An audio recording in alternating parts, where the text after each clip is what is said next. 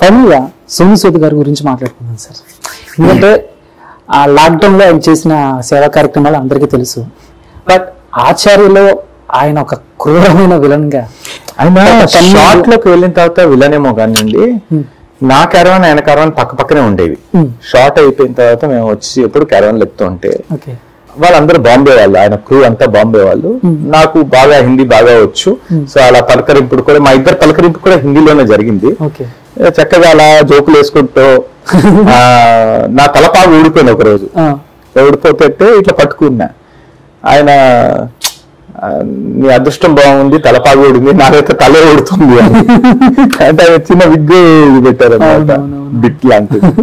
So అలా జోకులు వేసుకుంటూ చాలా చక్కగా మాట్లాడేవారు ఆయన.